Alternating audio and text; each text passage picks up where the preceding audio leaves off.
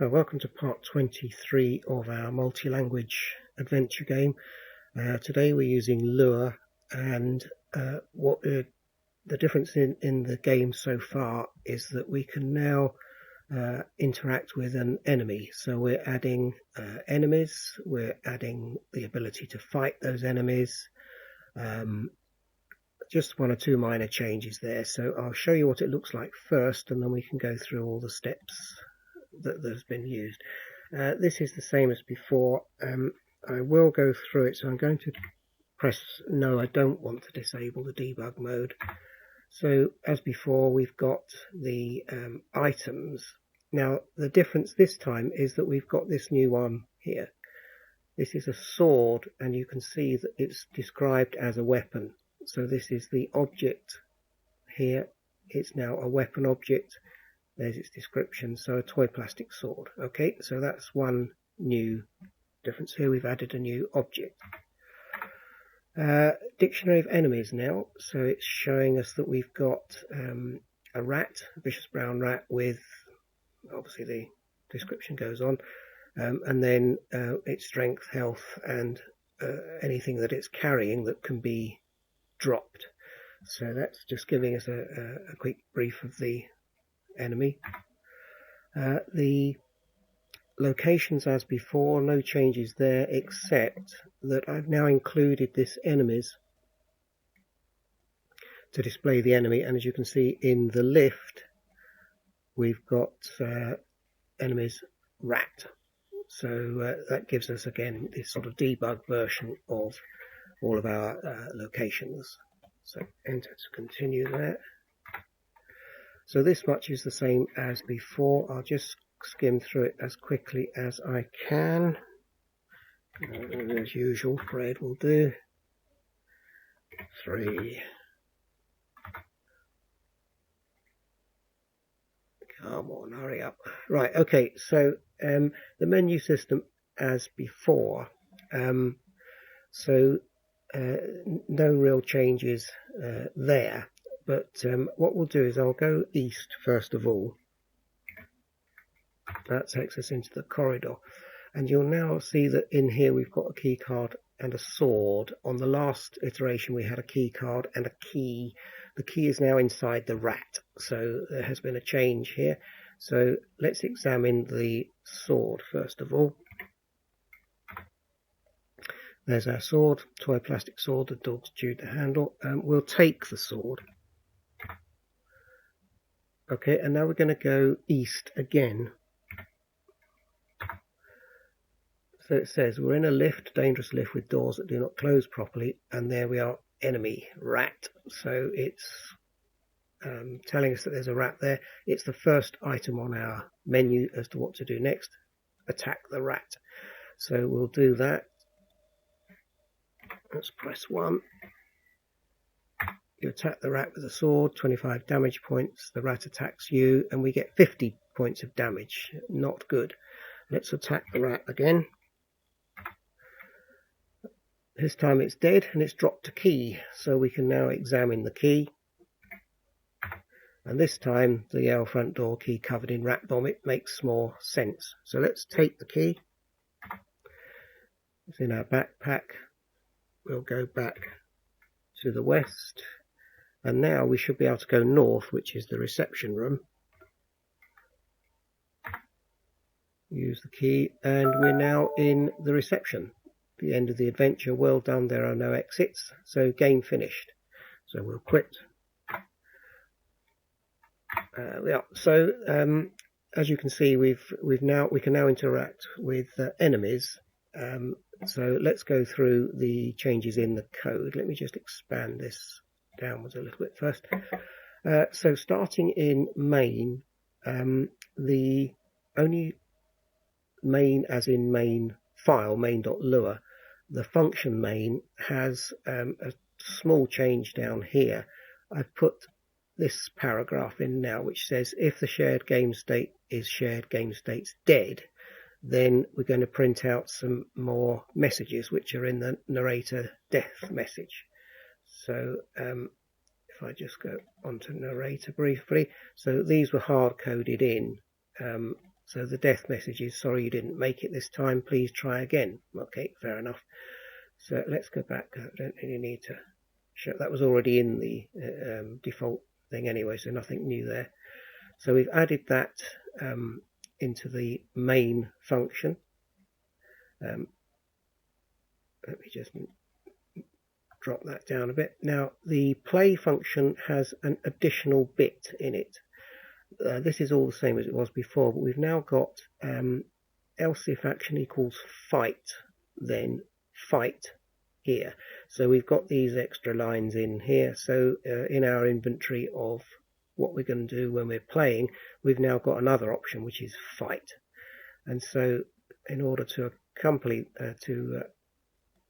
actually do that, we've now got a fight function here. Just before we look at that, the take action has also got an additional little bit here, in that when we are checking to see what action to take, it's now starting with if choice : find attack doesn't equal nil, then fight. So that's a new item. Then we've got the quit, go, examine, take, and inventory as we had before. So nothing new there. Put that down. So the fight, I think the easiest way to do this is just to step through, but we'll do that in a second. Before we get to that stage, we've also got to add two new classes. The first is the enemy class. So as before, we are requiring the general library class in order to make this one. So let's just go back. So we're requiring the general class, and we're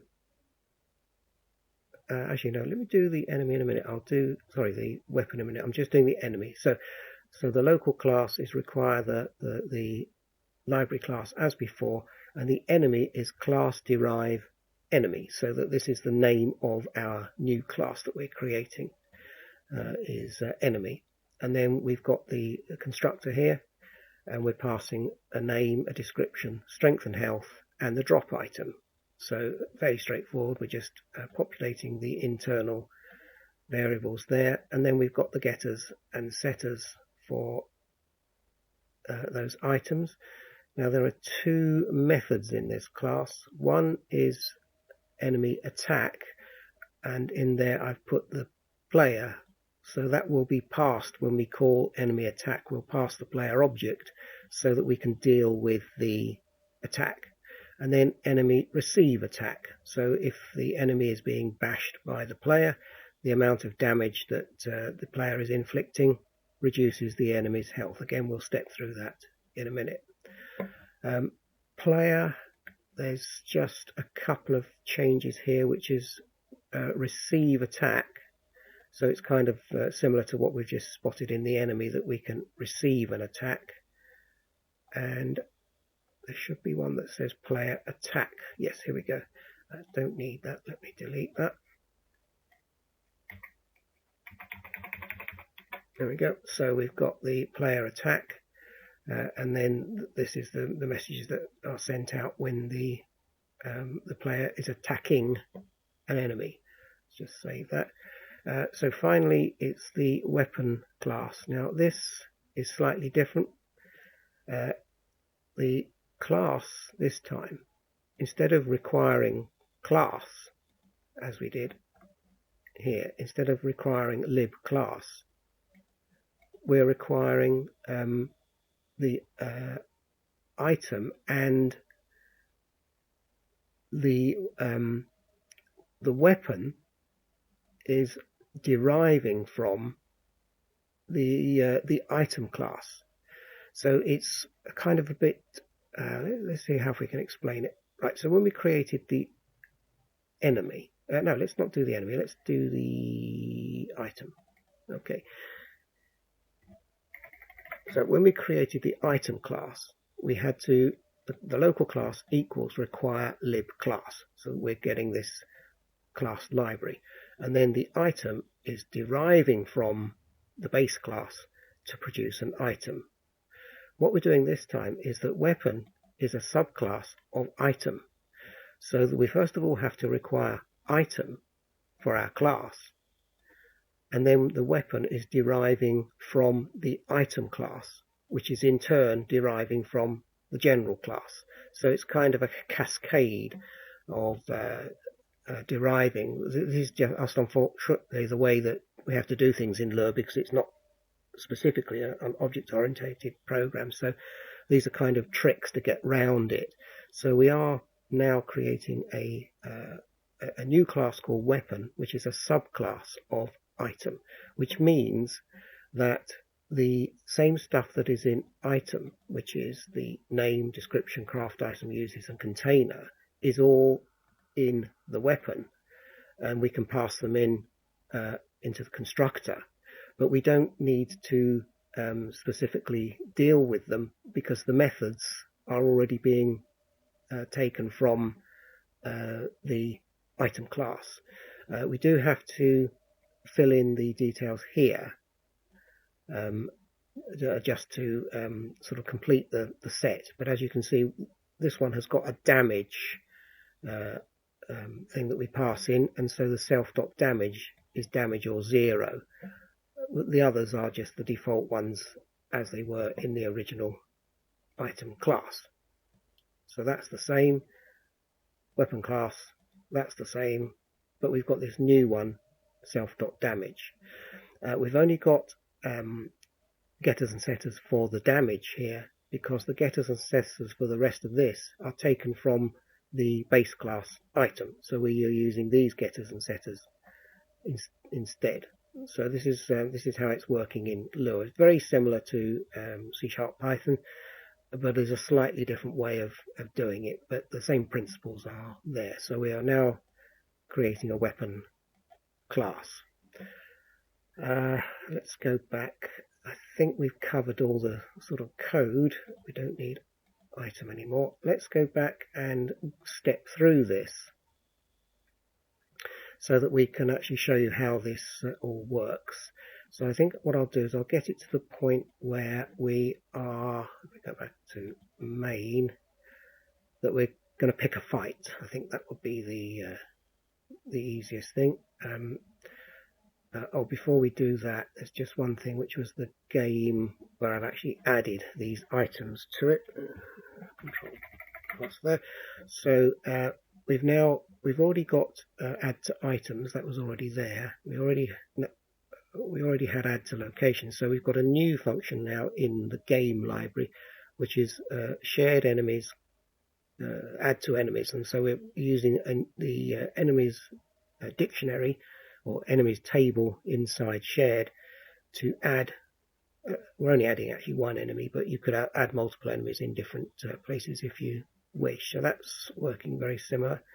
And we've also got a new one, add to weapons. Now you'll notice that we are using the shared.items dictionary or table in order to store the weapons, and that's perfectly okay. We're creating a new weapon from the weapon class, but because it's a subclass of item, we can store it in the items dictionary. So that's something just to be aware of there. Check locations hasn't changed. Create default items is, we've now put here, look, we had these 4 already. We've added a new one, but it's add to weapons. Sword, a toy plastic sword, dog's Tudor handle, yuck.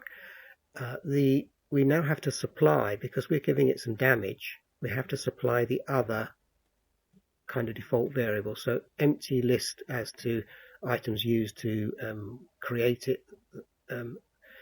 Use is 0, empty string for the container that it's held in, and 25 damage. So that's why we need to add those bits when we're creating a new weapon.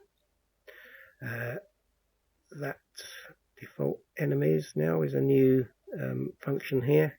So fairly simple, just calling the add to enemies. We're passing it the name, description, health, strength, and the name of any item that is contained within the enemy, and then obviously there's a debug section to write out the the enemy's description there.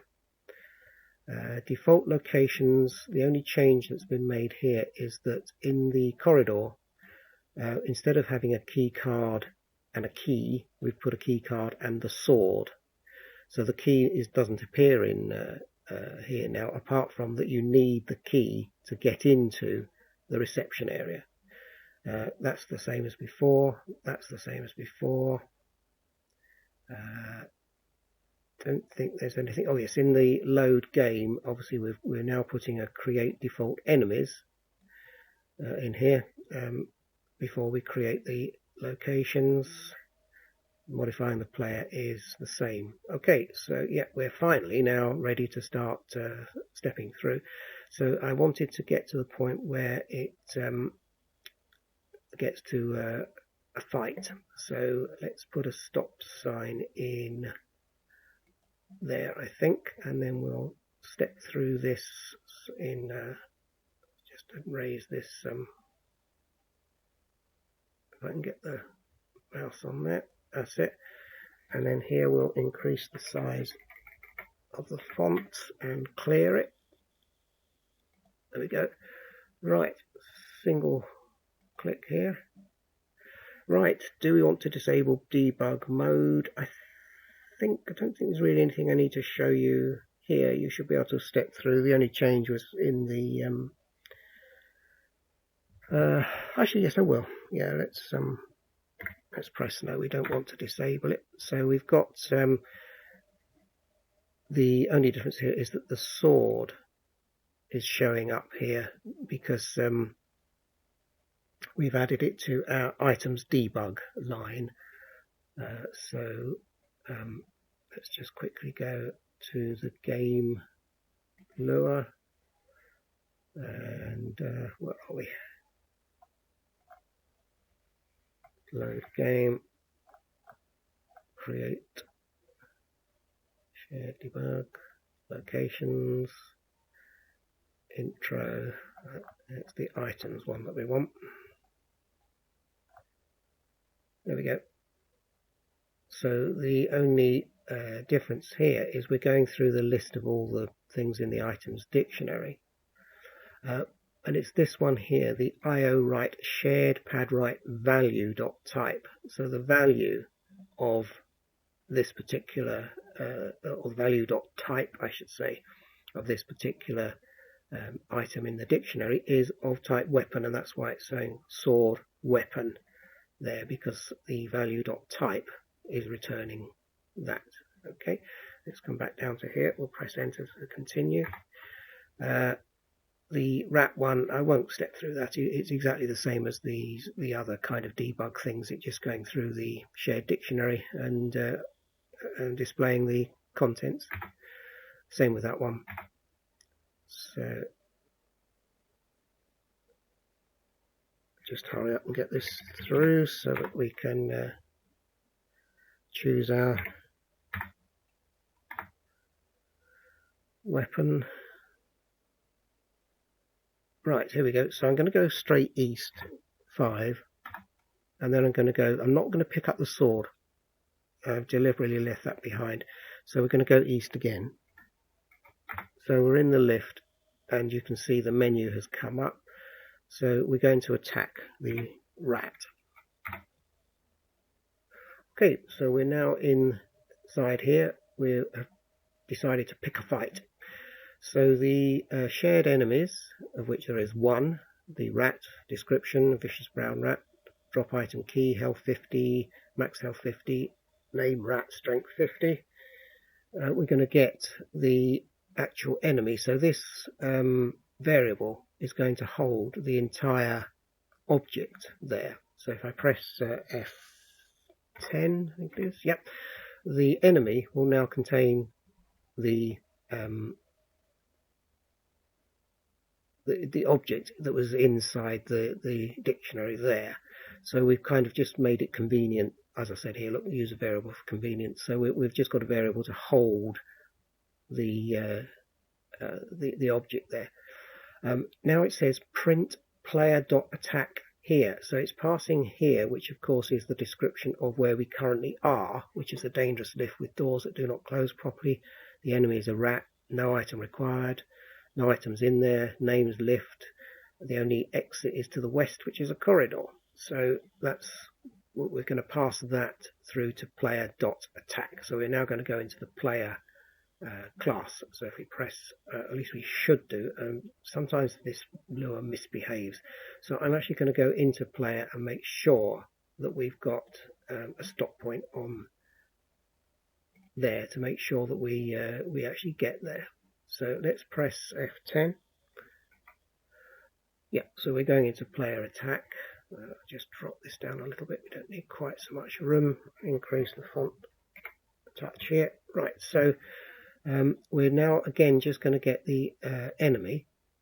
So if we press F10 and F10 again, F10 again, and F10 again. So what we've done is that the enemy is rat. The message is you attack the rat by passing in the enemy. Damage we've given as a kind of default value is 10, and the use item, again default value, is your fist. Now what we're going to do is to look through our player inventory to see whether we've got a weapon in there. So the player inventory, I think it's actually empty. Yeah, it's an empty table. So if it wasn't empty, what it would do is it would look to find the type of the item, so that if the item was of type item, then this would be ignored. But if it's of type weapon, then we would get the damage from that weapon, and then the use item becomes, so let's say we had the sword in our inventory, then the use item would be the sword, and the damage would be, I think it's 25 I put down as the damage value for the sword. So obviously, because we're using our fist, this is going to do nothing here. So we'll press F10. So the message is now increased to take account of what we're using to do what with and how much damage. So the message says now you attack the rat with your fist, inflicting 10 damage points. So not a lot on the rat. So shared enemies receive attack. So the rat there, we're going to look at its object by using the shared enemies, and that's its and it's going to receive the attack. Again, I'm not sure it's going to do that automatically, so we'll go into the enemy class and click on receive attack there, and that will make sure that we pick it up. Where are we? Anyway, if I press F10 it should go into it. Right, so let's increase the font a bit. Right, so we're now inside the enemy class. So the enemy itself is going to get this receive attack of damage. I'll have to wait till we've pressed yeah, look, here's the damage, 10. Self-health is 50, so the rat is currently at 50, and then we're going to minus the damage. So if we take off 10 by pressing F10, so the self-health will now have reduced to 40. So we've only taken 40 off of him. This is to check whether the self-health is less than 0, and if so, it sets it to 0. So that means then, if that was the case, the rat would be dead. So let's just check where we are now. F10 again. So we are now printing out the player attack here, which sent us back that message. So if I now press F10, there we are, you attack the rat with your fist, inflicting 10 damage points. So what I've effectively done here, I could have put message equals player attack here, print message, but I've just done it all in one statement by saying print player attack here, which we know is going to return a string message. Okay, so it's kind of a bit of a shortcut. Next is if the enemy's health equals 0, then we print out that the enemy's dead and it's dropped an item and whatever. Otherwise, it will not do that. Let's just press F10, self-health. Okay, so the message is now what the enemy is going to do to us. So this time I've actually done it the way I could have done up here, where the message would have been player attack here, print message. The reason for doing it this way is the message is going to vary depending on whether the enemy is dead or whether the enemy is not dead. So that's why I've done it using the message variable, and we're going to print whatever the appropriate message is in a minute. So we'll step through into the enemy attack player. Again, I'm just going to go in and make sure that that's going to work.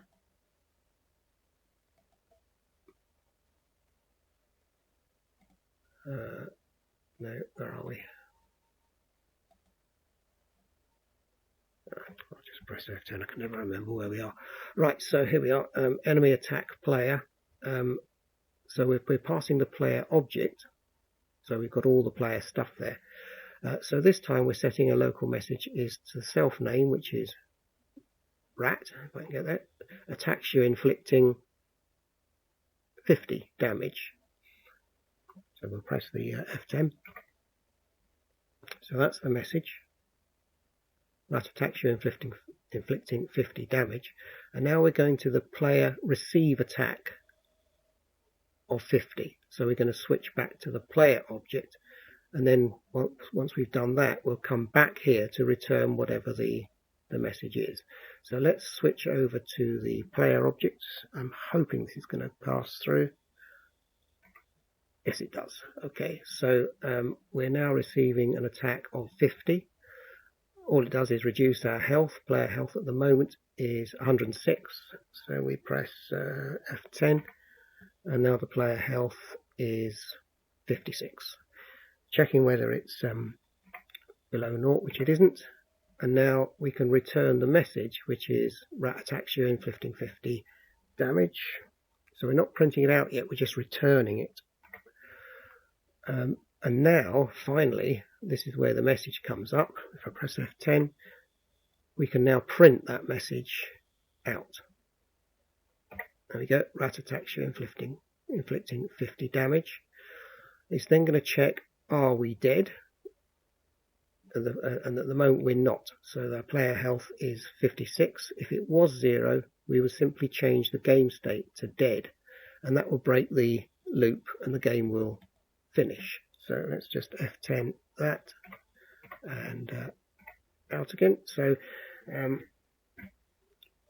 we're sleeping, of course, for 4 seconds. Let's see if we can get to F10 there. Yep.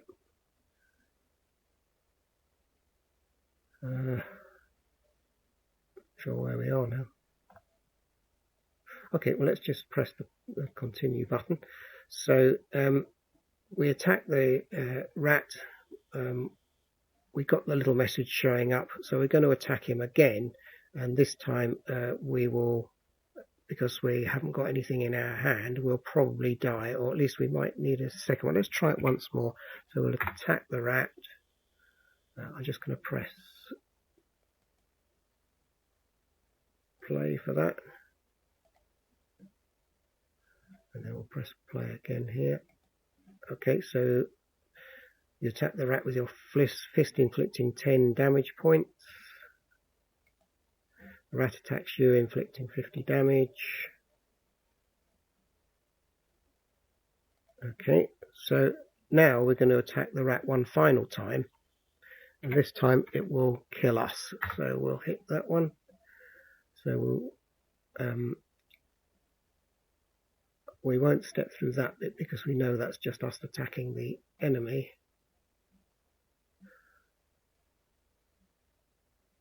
And I'll step through the next bit.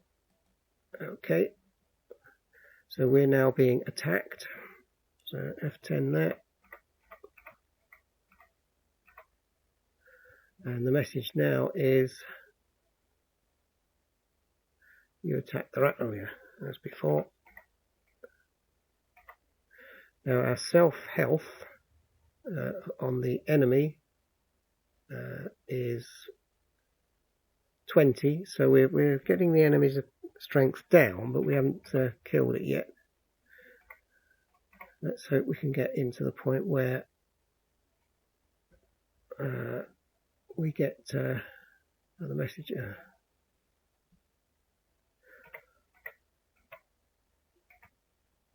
Right, message equals enemy attack player. That's where I wanted to get, because this is where we die. F10 through, so enemy attack player. F10 again. Player receive attack. Right, here we go. Player's health is now minus 44. So if the player health is less than or equal to 0, player health equals 0. So we are now player health of 0.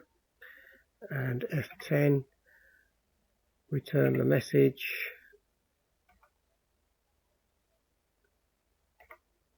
And if the player health, the rat attacks you, inflicting 50 damage here. And if the player health equals 0, which it is, the shared game state equals game state's dead. So we are now, press F10 again. So the shared game state is now 5, which is of course dead. So that will end the game. So we'll press F10 again. Shared sleep for 4 seconds. And we're back at the play one here. So we would now check whether we are still in game states below game states quit, which we're not. So it clears the console and it prints out the death message. There we go. So that's how the fight thing works in Lua. So very similar to the Python one. Stepping through Lua is a complete pain in the backside, but you kind of forget where you are. It's usable, but it's nothing like as good as it is in C#. So you'll get a far more accurate explanation of what's going on when we step through in C#, because every stage you know exactly where you are, what's happened to what.